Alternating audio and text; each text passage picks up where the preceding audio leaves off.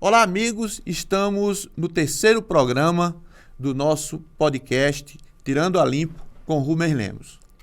Hoje nós vamos falar sobre um tema que amedronta, que assusta, mas que pouca gente tem coragem de tratar, de debater e de encarar o quanto esse mal está crescendo. Eu estou falando da depressão.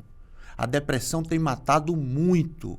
A depressão tem feito muita gente sofrer. E a depressão tem desafiado os especialistas na psiquiatria, na psicologia, na psicoterapia, enfim. E eu trouxe aqui para o Tirando a Limpo Cast, com muita satisfação, um craque no assunto, o Dr. Jair Faria, que é graduado na Universidade Federal do Rio Grande do Norte, é psiquiatra, especialista em saúde mental e psicoterapia. Dr. Jair, seja muito bem-vindo ao Tirando a Limpo. Obrigado pelo convite, Rubens Lemos, para o seu programa Tirando a Limpo.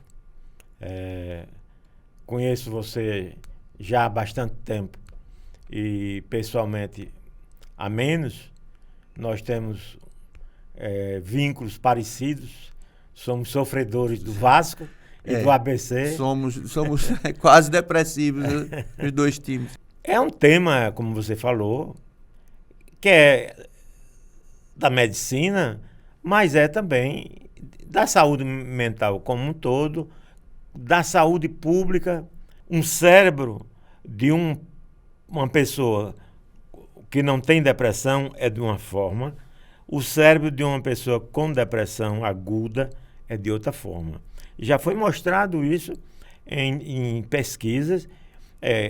Ainda não é possível, ainda nos exames clínicos de rotina, mas nos laboratórios mais sofisticados de universidades de São Paulo, dos Estados Unidos, da Europa, isso já é detectado, isso já é comprovado.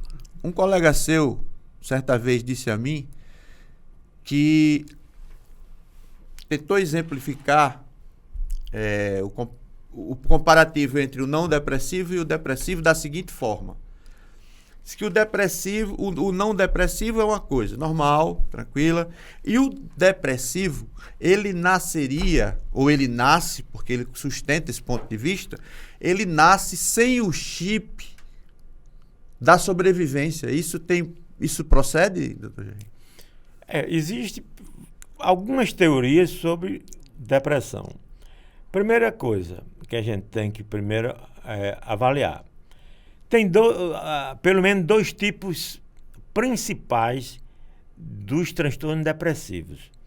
Tem o transtorno depressivo unipolar, que são os transtornos depressivos que cursam durante a vida toda de uma forma só depressiva, que é a maioria, que é em torno, dependendo de estatística de país para país, em torno de 12% a 15% da população, em algum momento da vida, vai ter esse transtorno depressivo unipolar.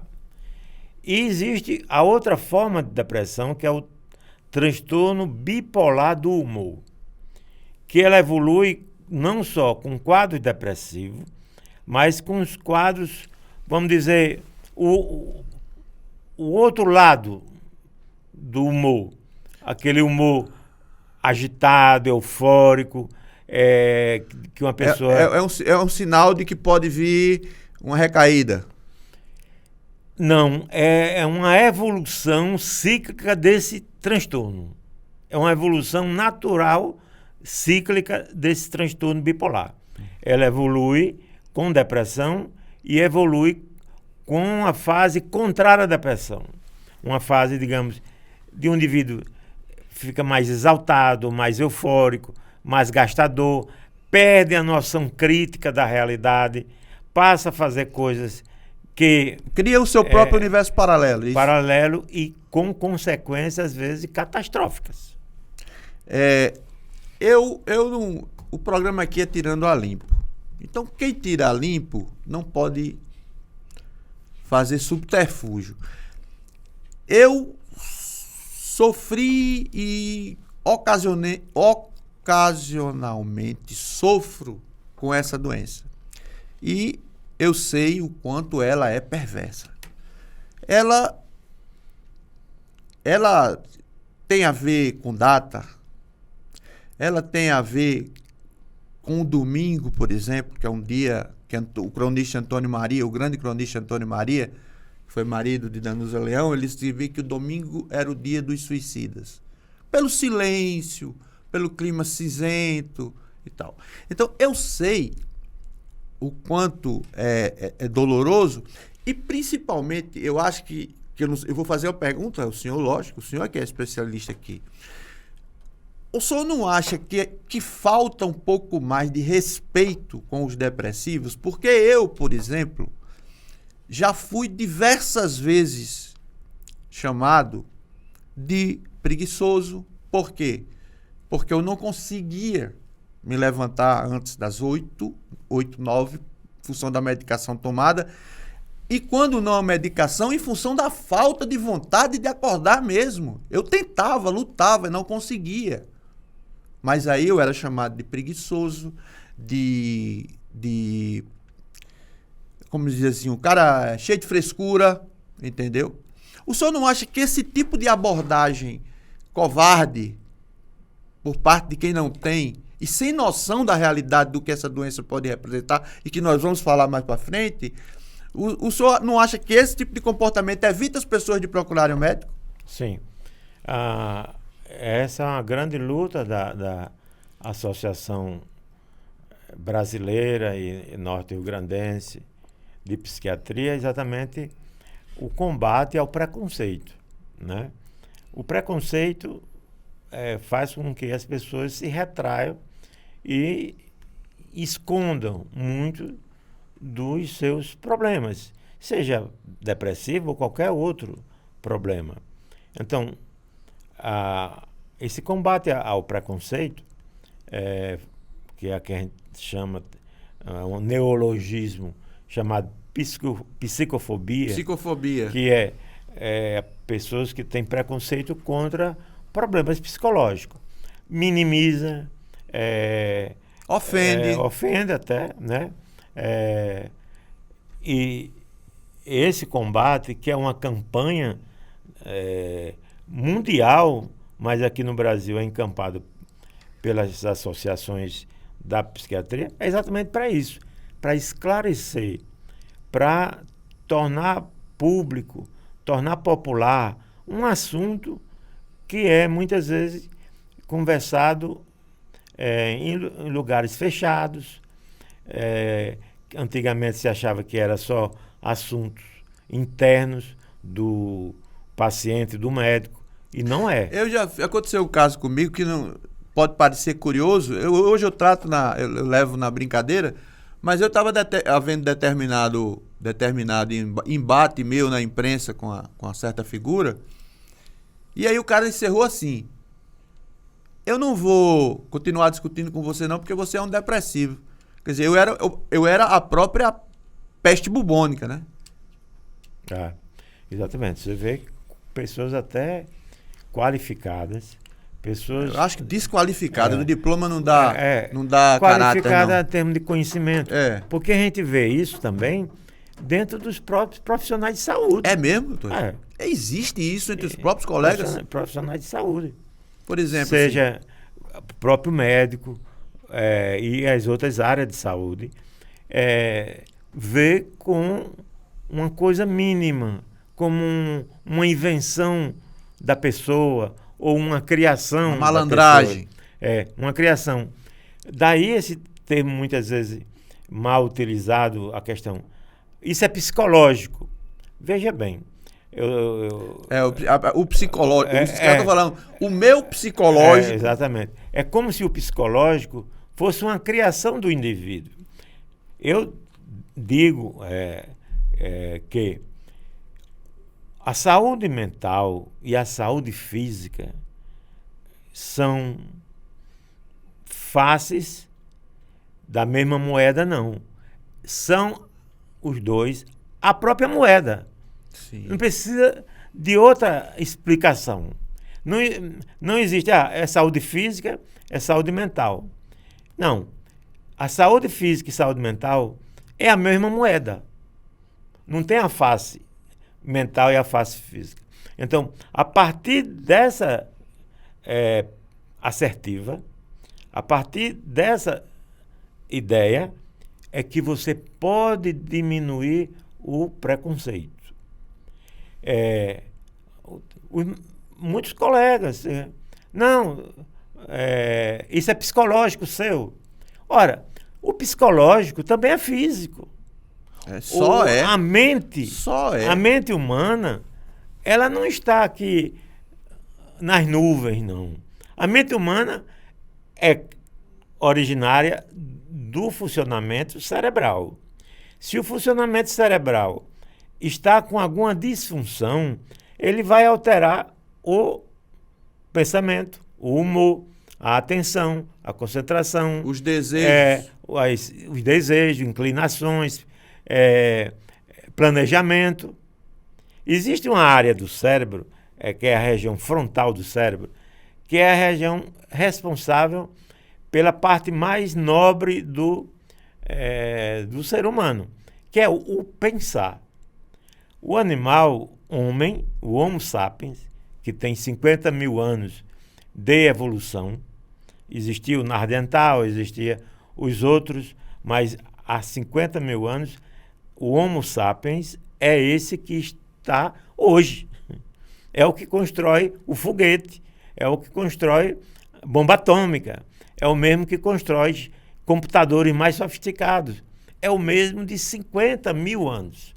Foi quando houve a evolução do Nardental. Isso ainda tem a questão mais da evolução humana. Né? Não, é a questão mais da evolução, mas sim, é isso mesmo. Houve uma vamos dizer, uma evolução, outro uma quebra. Os Homo sapiens ainda continuaram vivendo junto com os Nardental. Depois, por alguma razão, os Nardental desapareceram. Então, o Homo sapiens, ele tem uma região do córtex frontal, que é o responsável pelo pensamento. Não está provado até hoje que animais nenhum pensa. Todos os outros animais são instintivos. Irracionais. Têm alguma inteligência de convivência. Com adestramento de cão. Os elefantes, os próprios macacos, os cachorrinhos, eles têm o golfinho, eles têm uma inteligência, vamos dizer, mais primitiva. Mas pensar é só o Homo sapiens. Doutor Jair, então ele pensa, ele planeja, ele avalia risco e benefício, vantagem e desvantagem, toma decisão a partir da avaliação, toma uma atitude e executa. Essa é a sequência normal do ato de pensar. Apesar de que os transtornos depressivos, seja unipolar ou bipolar, atua basicamente no humor, no afeto, mas nos quadros mais graves, eles interferem no ato de pensar, o que a gente chama de alterações cognitivas. Isso. O indivíduo bem depressivo, ele começa a pensar de forma também disfuncional. Eu passo a ver o mundo mais escuro, mais sombrio, mais pessimista. É da cor dessa espuma aqui do estúdio. Pois é. Então, ele vê o mundo com outras cores. Mas não é porque ele não quer, não. Ou porque ele quer, não. Não é porque ele quer. É porque a mente dele processa essa informação. Isso é importante para desmistificar definitivamente essa questão do que eles chamam de psicológico. O psicológico é químico. A mente é química, é cerebral, não é comportamento. Veja bem, o comportamento, que que é uma das teorias para o transtorno mental, é uma escolha. Eu escolho tal refrigerante, mas não gosto desse outro. Isso é uma escolha. Isso é uma autonomia do indivíduo. O indivíduo tem autonomia. Eu prefiro água com gás, eu não gosto de água sem gás. Isso é uma escolha. No transtorno mental, incluindo aí os transtornos depressivos e outros, fobias, ansiedades, eu não tenho muitas vezes essa escolha. Porque o meu ato de pensar está interferido, tem uma disfunção decorrente do meu humor deprimido, no caso do quadro maníaco, do meu humor exaltado. Então tem até um autor que diz o seguinte: nunca tome uma decisão quando você estiver triste, nem nunca tome uma decisão quando você estiver alegre. Porque tome quando estiver racional. Todas duas situações você pode ser contaminado pelo emocional e tomar uma decisão inadequada. Doutor Jair, o tabu maior é com relação ao suicídio. Com relação ao suicídio, como a pessoa... Qual o fator que faz... Devem ser vários, mas qual o fator principal que leva uma pessoa a querer abrir mão de sua própria vida, querer se matar? Rubens, quem primeiro estudou suicídio foi inclusive o sociólogo, né? No século XIX. Não foi a medicina. Porque a medicina passou a cuidar das pessoas com problema mental com Philippe Pinel, na França, no século XVIII. Que criou a famosa Clínica Pinel. Exatamente. Fulano de tal é Pinel, exatamente. É doido. O nome era Philippe Pinel, que era um psiquiatra francês, ligado à alta cúpula do rei da França. E ele, visitando unidades de hospitais gerais da França, na periferia e tal, ele percebeu que... Porque esses hospitais gerais, você sabe, a medicina de 250 anos e hoje é totalmente diferente. Então, os hospitais gerais eram todas as pessoas com algum problema físico, psicológico, era uma masmorra, social, né, era colocado dentro de um hospital. E Philippe Pinel, ele percebeu que dentro daquelas pessoas que estavam lá, tinha pessoas diferentes, que agiam diferente, que agiam de forma estranha. E ele, com a inteligência dos grandes homens que fizeram a história da humanidade, ele percebeu que essas pessoas tinham algo que agiu daquela forma. E eles separou e detectou, foi quando se fala hoje na primeira revolução psiquiátrica, que essas pessoas precisariam de um hospital próprio para elas. Sim, precisariam ser separadas daqueles dos outros doentes. Digamos, tuberculose, hanseníase, pneumonias, outras doenças infecto-contagiosas da época, separado. Foi quando ele criou o hospital do Salpêtrière, que foi o primeiro hospital psiquiátrico do mundo, assim, oficialmente, na França, e separou, e a partir daí foi considerado o momento que a psiquiatria passou a existir. A segunda revolução psiquiátrica foi quando Freud e os seus discípulos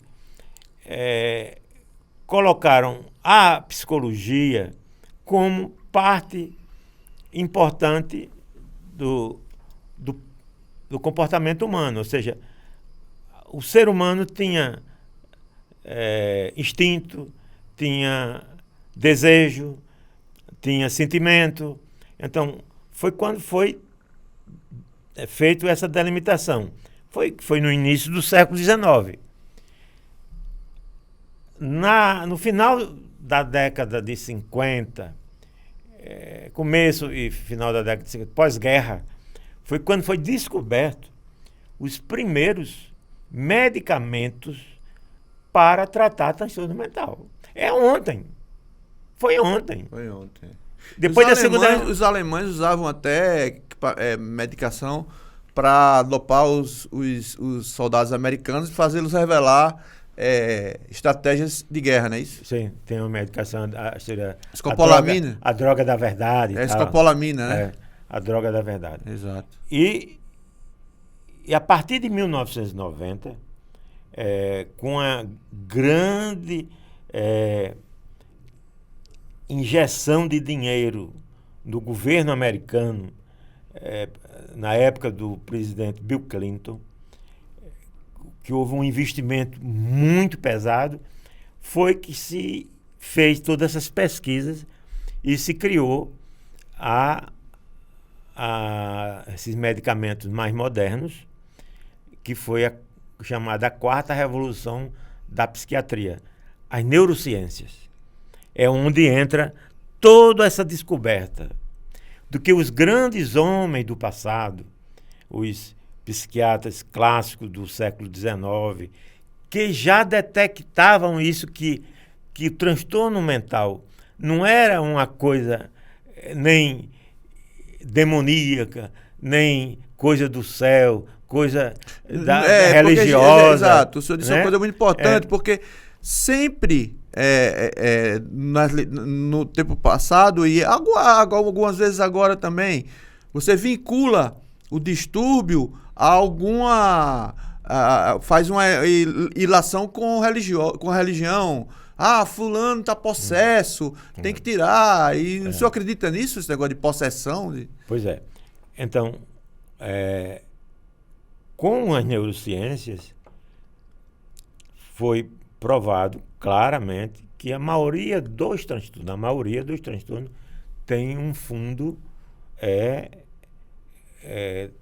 funcional no cérebro humano. Sobre essa sua pergunta, há questões culturais. Por exemplo, algumas regiões da África, do Caribe, existe uma cultura local muito vinculada ao tipo de religião de lá, que às vezes mistura um pouco a questão do comportamento, da crença e da fé, e às vezes altera o comportamento do indivíduo. Então, não é uma coisa comum, é muito cultural. Por exemplo, algumas religiões, digamos, algumas seitas podem produzir alterações mentais devastadoras. Veja bem o caso da Guiana, né? Aquele Jim Jones. Em 78, só para explicar a vocês, um pastor, um falso pastor americano, Jim Jones, ele criou uma seita e quando estava sendo perseguido pelas forças policiais americanas, ele determinou um suicídio coletivo de mais de 800 pessoas nessa ilha. E suicidou-se também. Foi? Quer dizer, você veja como o cérebro humano, como eu disse, é superior, pensa, mas ele pode ser, o indivíduo, coletivamente, ele pode ser induzido por um líder fanático que leva aquelas pessoas, às vezes, de um primitivismo, digamos, cultural, né? Um primitivismo cultural, incorporar aquilo que o líder diz e absorve como verdade. E as pessoas cometem, digamos, esse ato de extremo, de suicídio, que é diferente do suicídio causado pela depressão. É isso que eu que queria você entrar. perguntou recentemente. O que é que faz uma pessoa suicidar? Na evolução da depressão, a gente sempre, no acompanhamento, a gente leva em conta duas questões. Ocorre muito nos quadros de delírio ou de ruína. Como assim? Delírio de ruína? Eu digo já. De ruína ou de desesperança. De É desespero. quando o indivíduo vê. Muitas vezes, nem tanto. O indivíduo tem lá seu emprego, continua recebendo seu salário, está aposentado, mas ele incorpora um delírio de que nada faz mais sentido. Nada vai tirar ele daquela catástrofe. Ele perde todas as esperanças. Isso é uma alteração química cerebral que faz com que o paciente depressivo leve a essa tomada de atitude. Isso é o mais frequente. Tem também outros casos, impulsividade e psicose. Os 3 casos mais frequentes de suicídio na região ocidental do mundo, o mundo ocidental, eu falo, Estados Unidos. Europa, Estados Unidos, América do Sul, Nova Zelândia, Austrália. São os países que têm Sim. cultura semelhante A nossa. à nossa. Eu não estou falando de país do Oriente Médio, nem China, nem Índia, nem Rússia, porque tem uma cultura, a história de vida deles é diferente da nossa. Mas o mundo ocidental vê com essas estatísticas isso, impulsividade ou desesperança. Mas não é uma desesperança simplória. É algo que você não vê saída. Doutor Jair, você falou há pouco, do cara que se aposenta, ou do cara que já está realizado e que mesmo assim não encontra mais esperança, não encontra mais motivo para estar vivendo. Agora, como explicar? Eu vou trazer o problema para cá, para a mesa, para a nossa realidade, a realidade da nossa vida, que choca, que me impressiona, que é o suicídio frequente de jovens. Jovens universitários, jovens profissionais recém-formados, entende? Que de uma hora para outra dizem, não quero mais viver, pulo do prédio, enfim, não vou detalhar porque é muito duro, mas o programa precisa, eu acho que o tema da depressão e do suicídio precisam ser tratados com a responsabilidade que merece, a dureza que eles são. Quem fica, quem sabe. Então, como explicar isso, assolar as pessoas de 17, 18, 25, 22, no máximo 30. Você chega de notícia, pessoas bonitas, pessoas que com, eu repito, com um futuro teoricamente brilhante, mas aí eu pergunto, a felicidade é uma aparência? Rubens, veja bem, nós dos últimos, vamos dizer, essa geração millennium, essa geração de 25 anos de idade, de 20, 18, elas estão vivendo uma realidade que nunca, jamais a sociedade viveu, que é a sociedade da internet. Então, Isso. a internet, ela é uma coisa maravilhosa. Ela transforma, digamos, para você, para mim, para pessoas que querem tirar da internet algo positivo, uma coisa maravilhosa. Eu não preciso de ter uma enciclopédia de 40 livros para pesquisar. Eu pesquiso tudo que eu quero na internet e consigo rapidamente. Mas, Google, né? O Google e o Wikipédia e tal.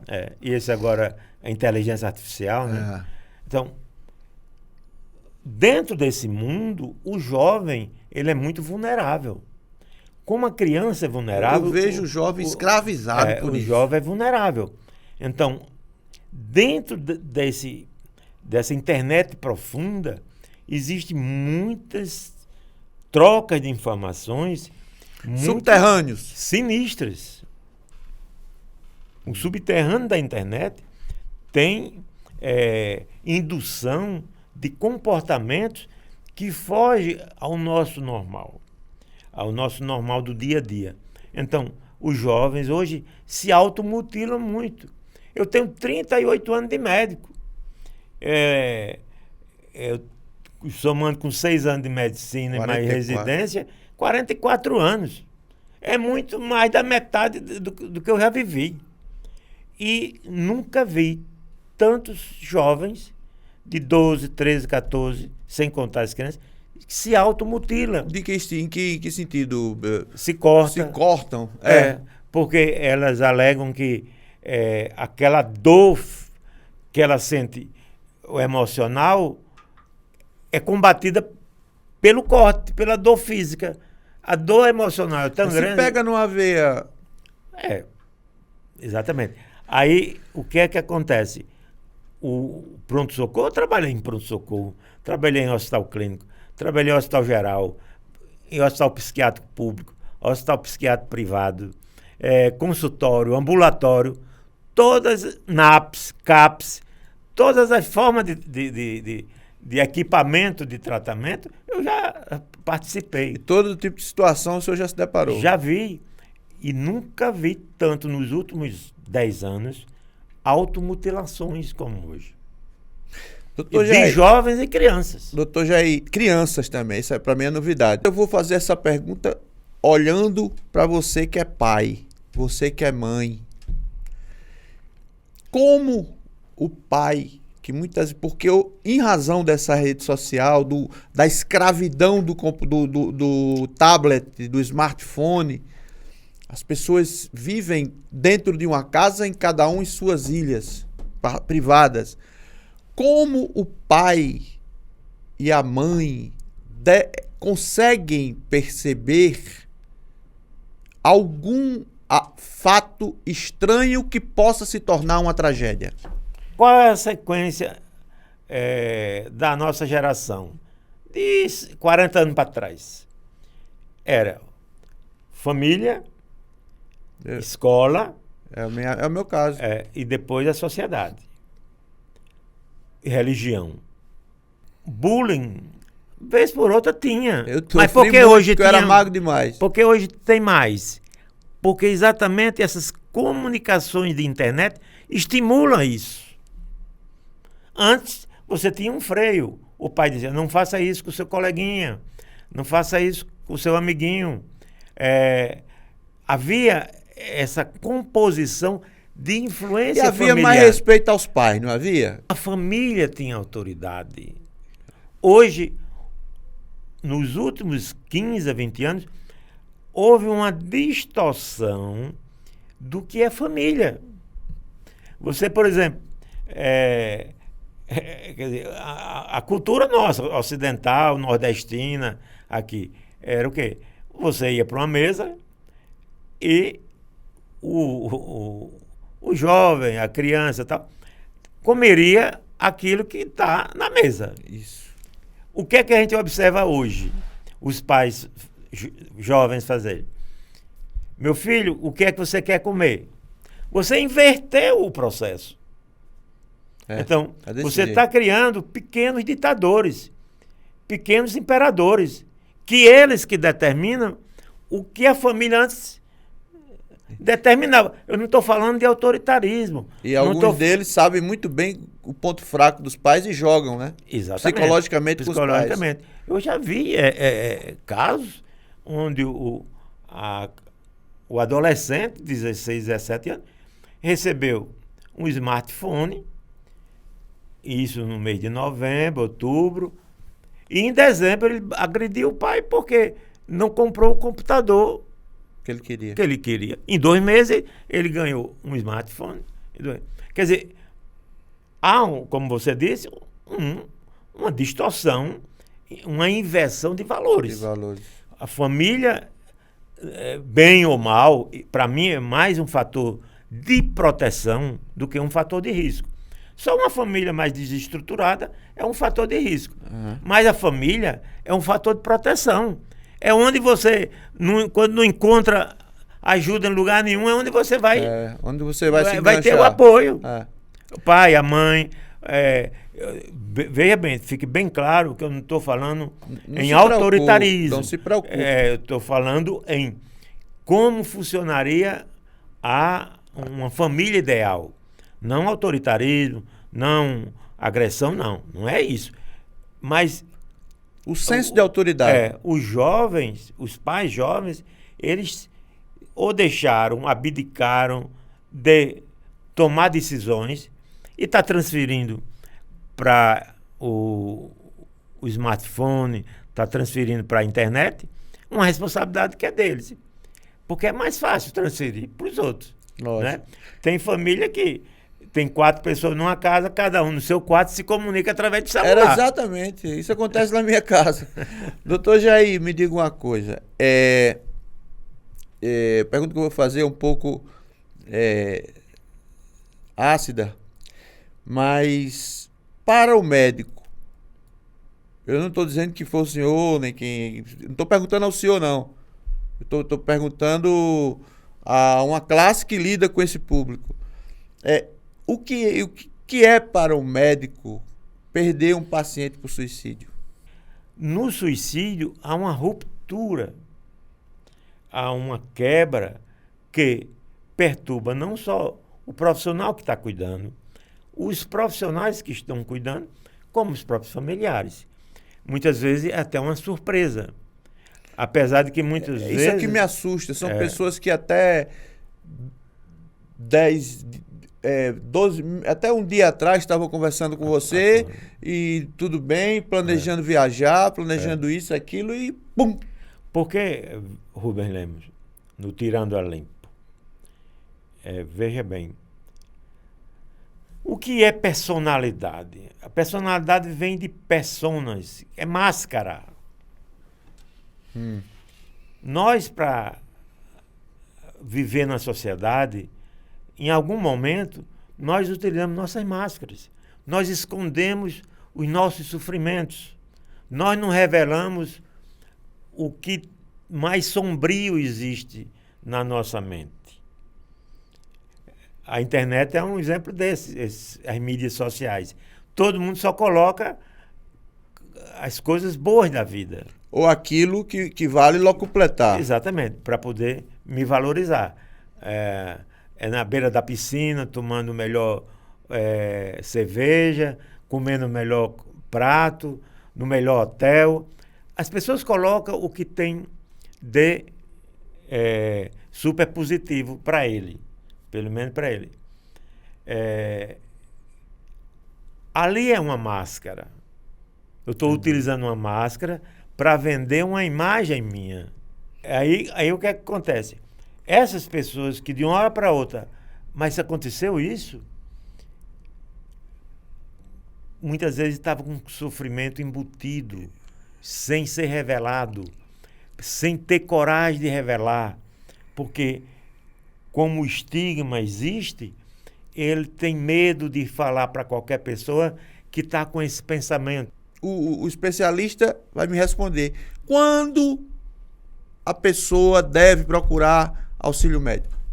Essa divulgação sobre essa questão do suicídio está muito ligado a essa nova necessidade de se comunicar. Então, parece, e às vezes quando se faz uma autópsia psicológica de comportamentos, há provavelmente indício de que aquela pessoa ou disse, ou fez, ou escreveu alguma coisa Sobre isso. sobre isso. Aquela história E passou batido. Aquela história que os céticos ou os que são contra, ou os que brincam com a vida dos outros, costuma dizer de que quem quer se matar não avisa. Isso procede? Não. Avisa também. Quem quer se matar, se avisa também. Claro, não só através de alguma prática, como através de até De um pedido de socorro. de um pedido de socorro. É de uma coisa horrorosa alguém que diz isso. Se fulano quisesse morrer, morreria, não faria isso. Isso é, às vezes, uma falta de Caráter. de humanidade, né? De humanidade, humanismo, sobretudo. de empatia, de solidariedade com o outro. Então, aquela pessoa está sofrendo. Se você sofre com isso, se você não tem condições ou não tem capacidade de resolver aquele caso, peça ajuda a alguém. Mas não diga nunca isso. Né? Não diga nunca isso. Porque O isso é eu vou morrer, eu quero morrer. exatamente. Não diga nunca isso que procura uma ajuda. Olha, fulano tem agido assim. Então, um profissional de saúde bem preparado, Custa caro, doutor. ele custa caro, isso é verdade.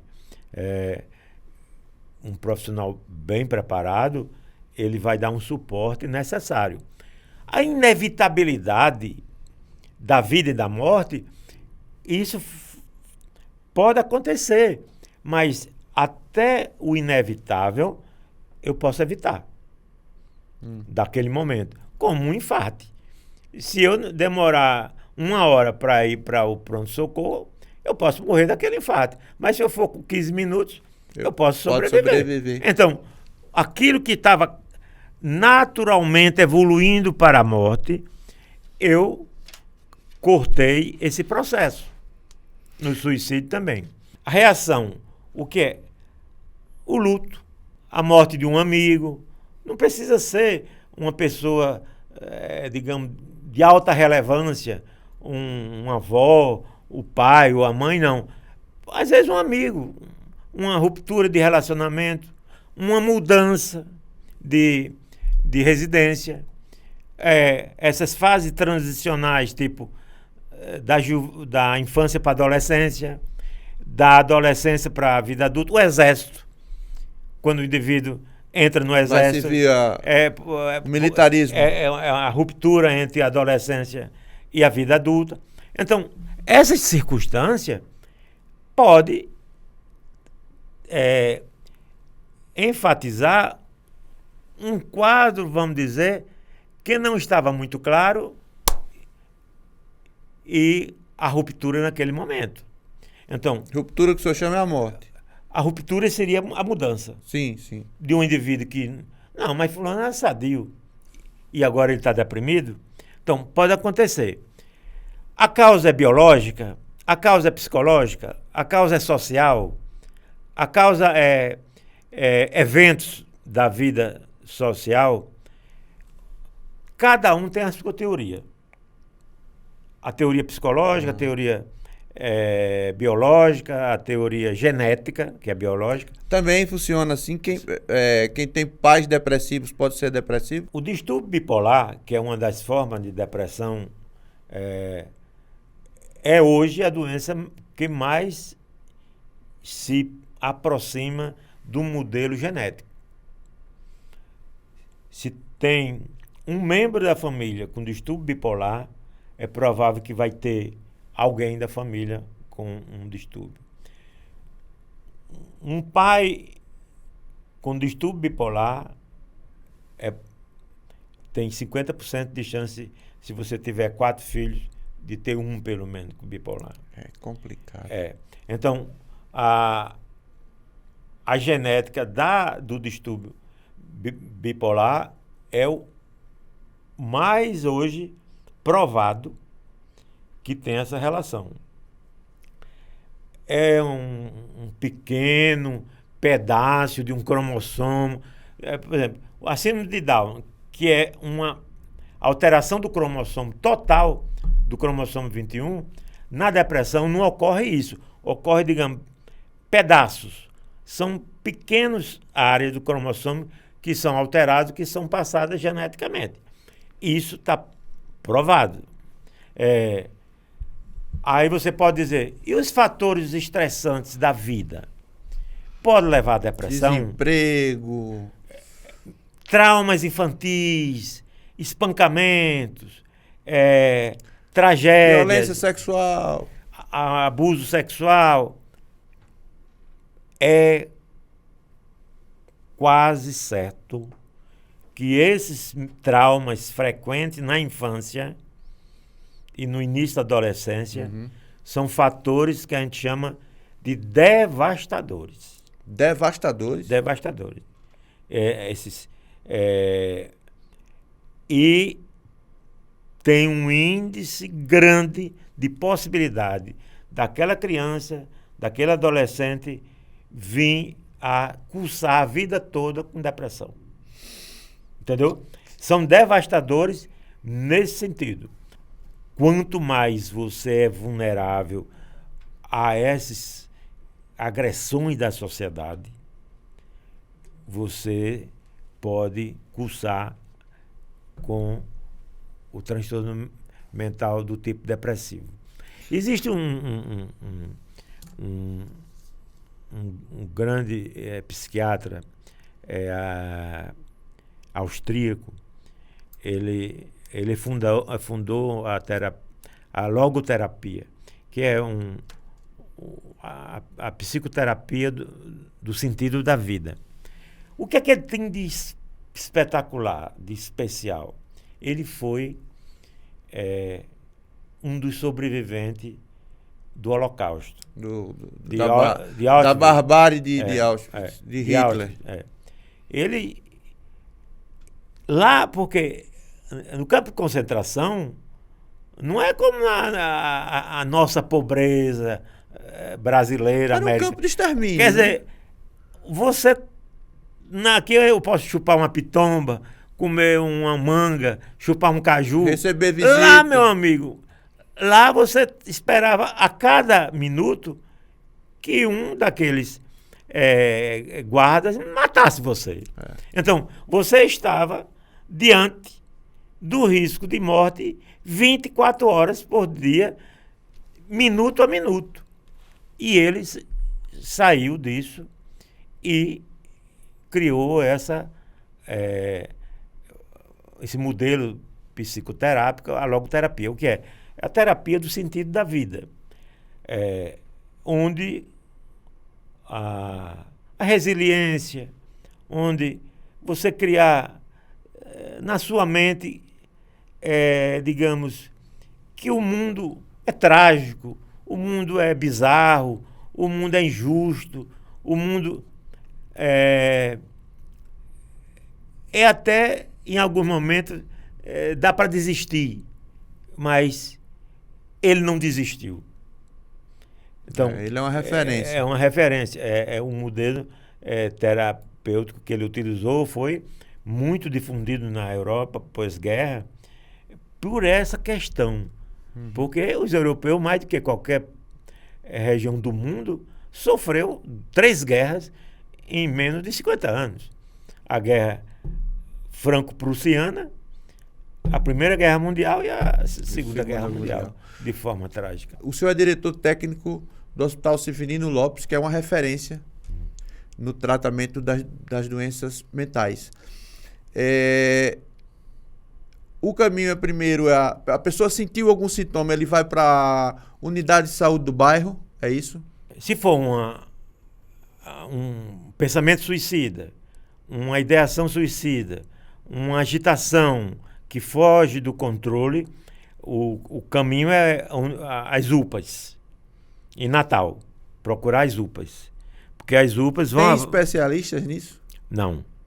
São clínicos que irão avaliar, faz a regulação através do contato com os psiquiatras dos 2 hospitais.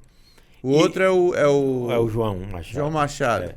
Então, faz contato. João Machado tava, da última vez que eu estive por lá, estava horrível.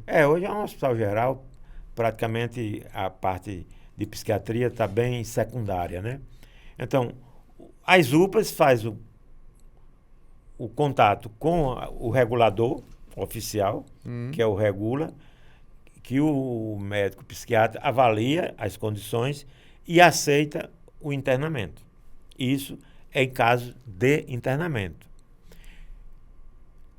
As UBSs eram para ter os clínicos bem treinados em saúde mental. Os americanos, os clínicos são treinados em saúde mental, porque o acesso à psiquiatria lá é até mais difícil. Porque o sistema público de saúde nos Estados Unidos não tem esse acesso a especialista dessa forma.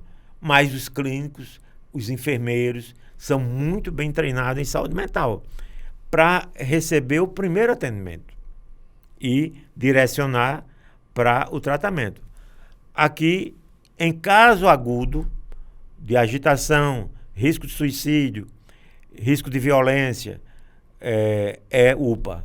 E a UPA faz o contato com o hospital para ver se é caso de internamento. Entendeu? A modalidade principal, que é que abrangeria o maior número de atendimentos, seria os ambulatórios, que nós temos muito pouco. O hospital, a Complexo de Saúde Severino Lopes fez um convênio com a prefeitura e criou um ambulatório no Tirol, na rua Dom José Tomás, que é em frente próximo ao hospital. Comemorou até 1 ano agora. A regulação é feita através das UBS. Você vai na UBS, fala com o médico, diz que está sentindo tal e qual coisa, e a UBS referencia para lá. Tem vaga, mas só através da UBS.